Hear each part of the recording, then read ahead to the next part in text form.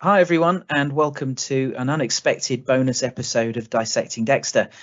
I'm your host, Gareth Watkins, coming to you from the heart of Yorkshire, England, where it's chucking it down with rain. I'm glad to be inside, but it's meant I've had a bit of daytime TV on, and there was an interesting item on Sky News today that I thought we should talk about.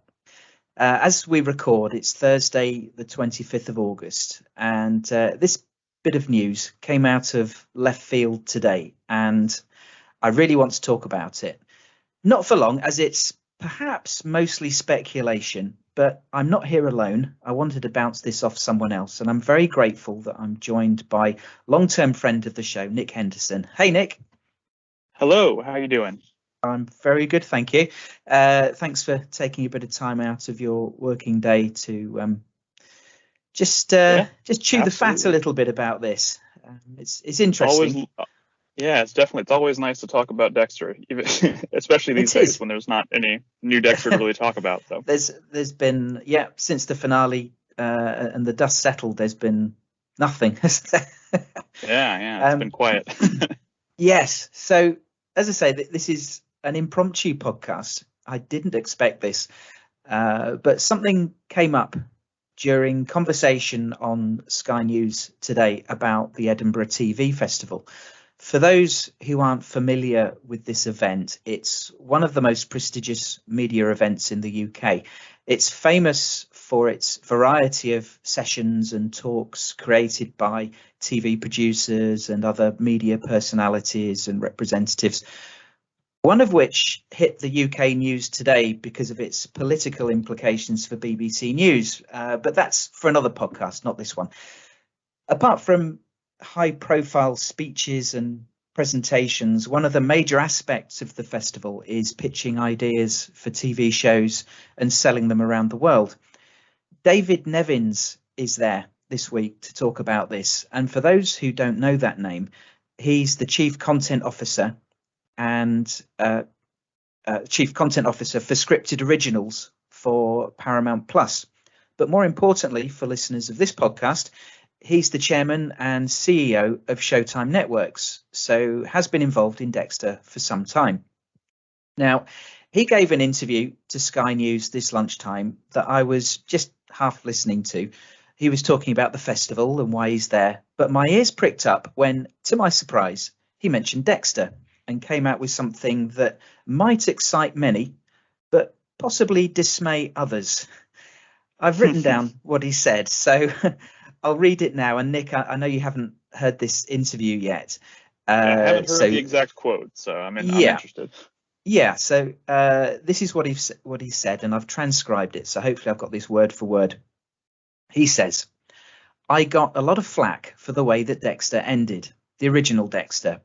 But because it didn't end in a way that was satisfying to the audience, I was able to convince Michael C. Hall to come back for another season. And the reboot, the new Dexter, New Blood, was hugely successful. Because I think having messed it up the first time, we got it right the second time. You make choices, as you do in any art, and sometimes you make the right choice, and sometimes you make the wrong choices. But I think Michael C. Hall, me, Clyde Phillips, knew that there was something we didn't get right. And we were able to do it very well. And hopefully that's the rebirth of the franchise. I think it is." So that's all he said. Now, if it was a fan of the show saying this, or even someone like David Zayas, one of the cast, I'd take it with perhaps a pinch of salt and not take it too seriously. Unless it was Michael C. Hall, of course. But in this case, it's the head of Showtime. Now, I can't imagine there's anything that gets commissioned without his approval. And here he's saying he thinks it's the rebirth of a franchise. So my gut feeling is that this maybe has some degree of credibility. So my question is simply, what do you think, Nick? Is it credible or just, I don't know, just an off-the-cuff remark that he may not have meant to be taken seriously? Well, when you think back to while we were watching New Blood and talking about it a lot, there's obviously a lot of discussion about certain creative choices they made in terms of like bringing Harrison back into the fold and what that means for the future of the franchise. And then, of course, the finale happened, and spoiler alert, if you haven't already seen it, obviously Dexter died at the end of that season. And so there's been a lot of question as to whether or not any future Dexter content is in the works. But for a long time, Dexter has been kind of Showtime's, I guess you would call it like flagship series. I mean, there's other big series, I suppose, but I think Dexter has kind of always been the big name, kind of like how everybody associates Game of Thrones with HBO and that kind of thing. And we saw how how the Game of Thrones things worked out, even though that series didn't end on a great note. It was still successful enough that they brought it back, and we're just starting a new spin-off series of that, which is seemingly going pretty well so far. I mean, only one episode, but I mean, my gut feeling is that the whole point of bringing it back, I mean, I don't think Showtime wants to let something like a property like Dexter just fade into, obscurity and disappear. So my first instinct is to say, yeah, of course there's credibility to this. Like, I just don't see Dexter as a franchise being gone, from a business standpoint, I suppose. But also that begs the question of like, what does the future of the series even look like? It's obviously at this point it would have to be a spinoff or prequel, and I'm pretty sure we know where Michael C. Hall stands on being a part of it. I don't think he has. I think he feels content at this point with it. I think. Yeah. So it's kind of on the shoulders, I would imagine, of Jack Alcott to continue the story if they were to move forward into the future, or putting it on the shoulders of like someone playing a younger version of Dexter, which could also be interesting. Yeah, I think you've come up with the two likely spin-off shows to continue the Dexterverse. It would be a Harrison spin-off following his future adventures, or a prequel showing a young Dexter. Now, obviously, we've seen quite a bit of young Dexter and how Dexter evolved as a killer through the existing series. So that seems like the less likely option at this point. Yes. And honestly, I think like the less interesting option. Yes. Not that I wouldn't watch it, but I don't know. I just don't know how interested I am in seeing more of that story now that we know how it ended. It's just, I think there's a lot more narrative potential in seeing what happens with Harrison now. And also, I'm just really curious as, like, honestly, I think a lot of people were very surprised by the performance Jack Alcott delivered. I think he was easily a highlight of New Blood. And I think he, having watched the season now twice, all the way through at this point, I feel like he could carry a show. But I also wouldn't want it to just be like Dexter 2.0. I feel like there would have to be some kind of twist to the formula to like just not make it feel like, okay, Dexter's gone, so now we got to find a way to make him just fill those shoes. Yeah. I mean, we know. I mean, obviously, we want that component of it, right? We want him to like resemble Dexter in some form. We want that element of the show. Obviously, the the depravity of it and like the darkness of it. Like, we want that obviously to carry over. But I'm just really interested in what they would do to make it its own thing. Yeah, and they could bring in one or two familiar faces from the old series to kind of tie it together. We could have Astor and Cody coming back in some shape or form, because to me that with Harrison going off into the sunset at the end, or Batista, we didn't get the Batista Dexter show. I mean, a lot of people were very angry about that. I guess understandably, but there's still unresolved issues there, and Harrison obviously has unresolved issues. And now that he knows what his father is, and he sat there and watched his father butcher someone, you have to just imagine that's going to have lingering effects on a young boy. So yeah. I mean, we talked about this a lot on the podcast about how could he not be seriously traumatized by what he's been through.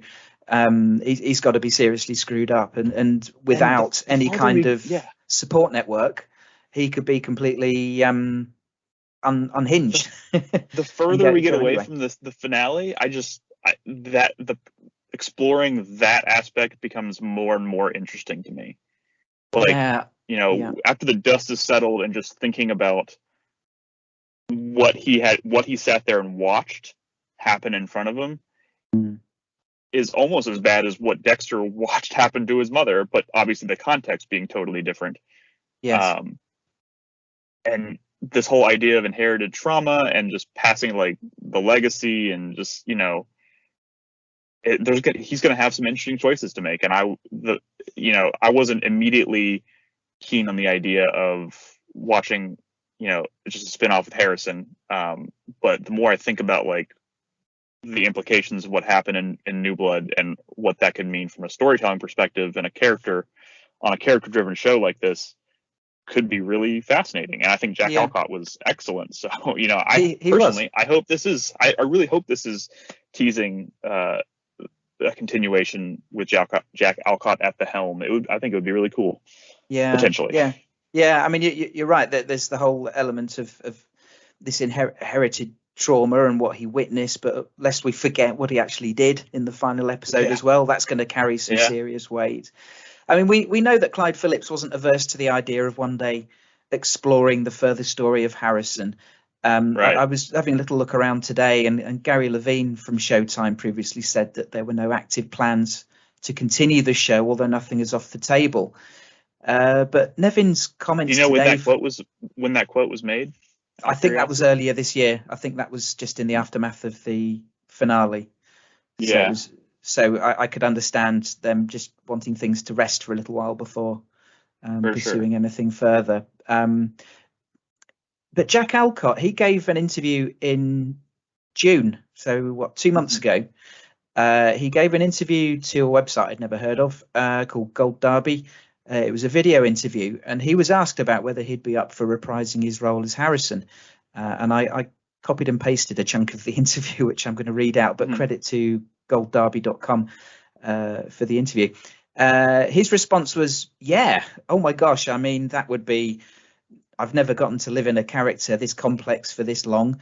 To kind of live in a character for 6 months, and not only live in a character for 6 months, but to be discovering new pieces about him every day and do something you've never done before and getting further and further mapped out.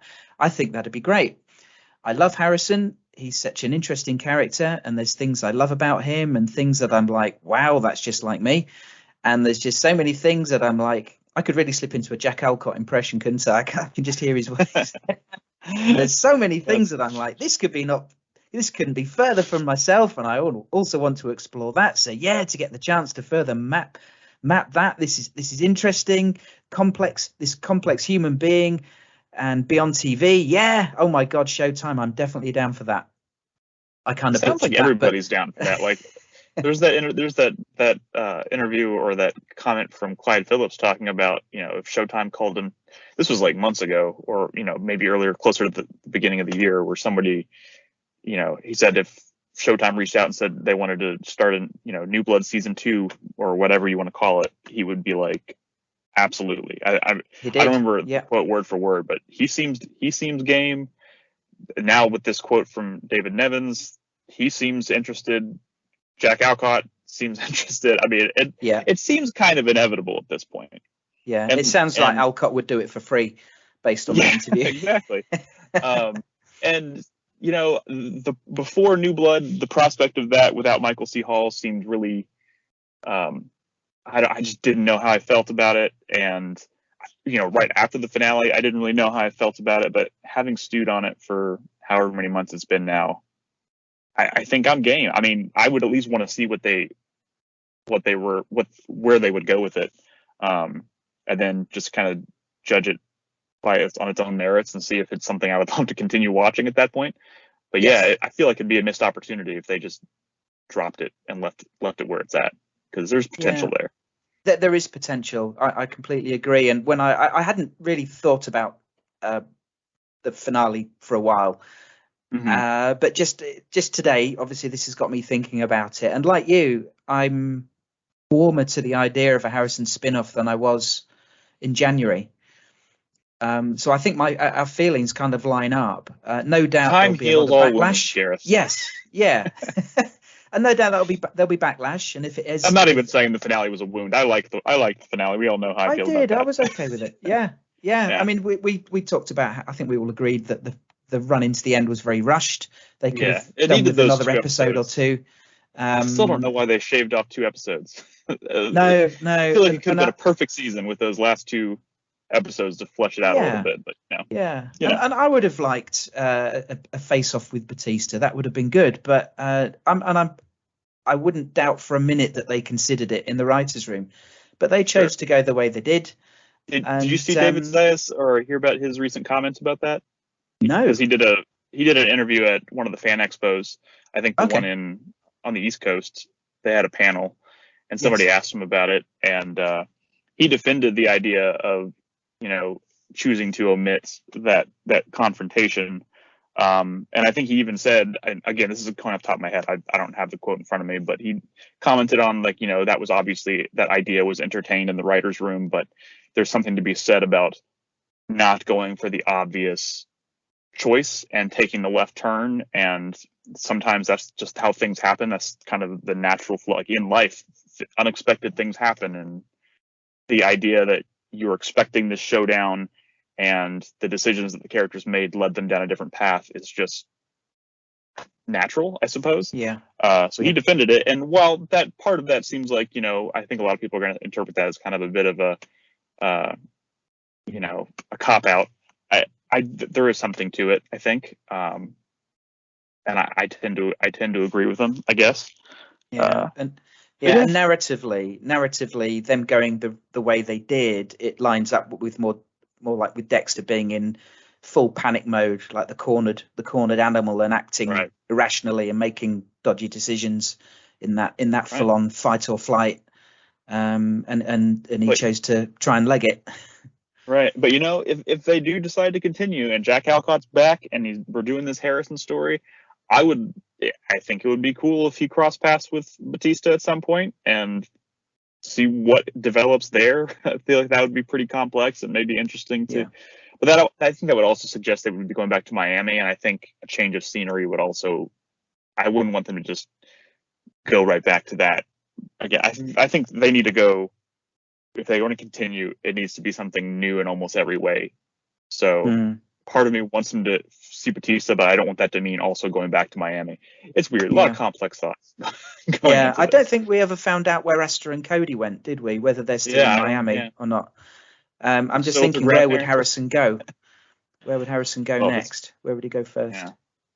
Would he go to try and find his family, or would he just try and be on his own for a while and let the Midwest maybe settle? Yeah. Maybe he leaves the country. I don't know. Yeah.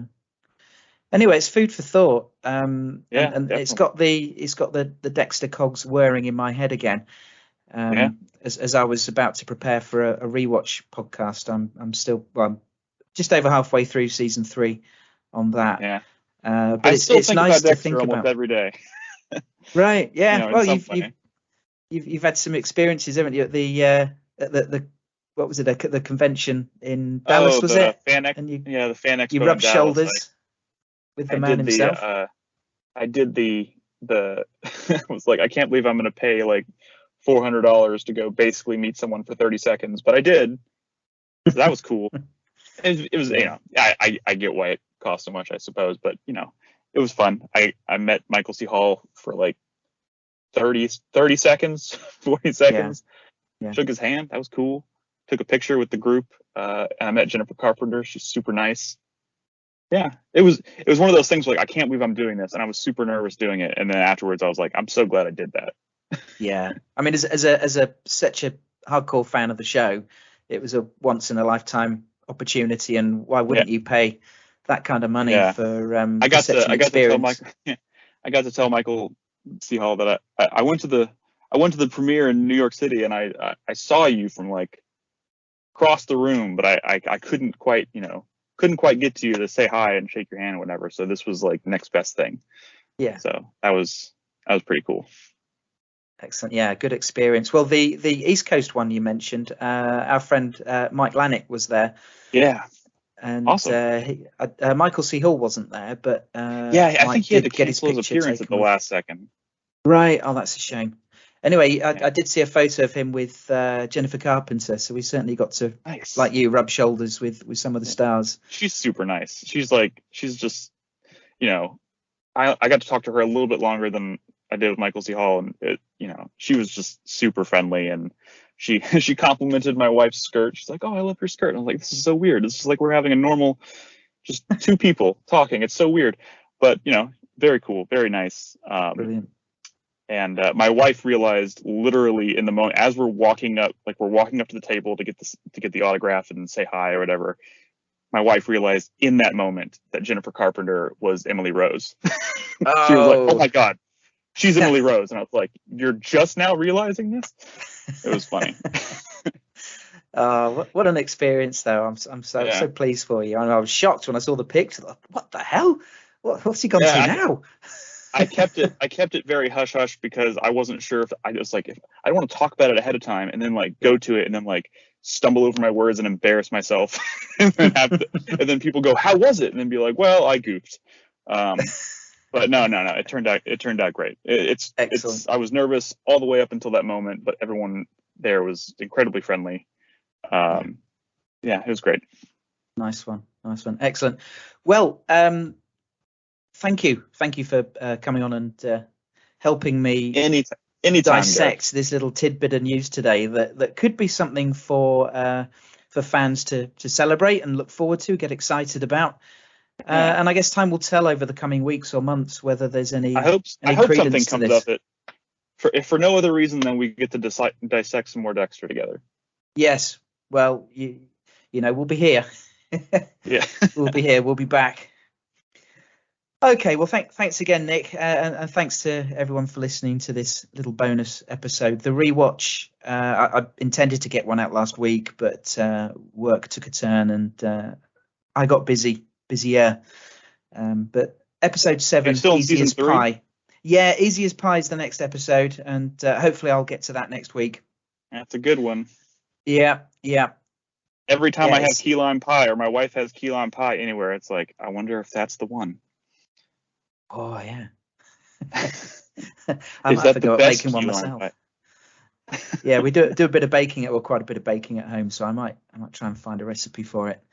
But it's got to be the right one, not just any old one. Yeah, got to be the right one. To honor Camilla. Yeah. All right. Well, thanks again, Nick, and thanks everyone for listening. And of course, we'll be back to dissect some more Dexter very soon. Until then, take care, everyone. Bye-bye. Cheers.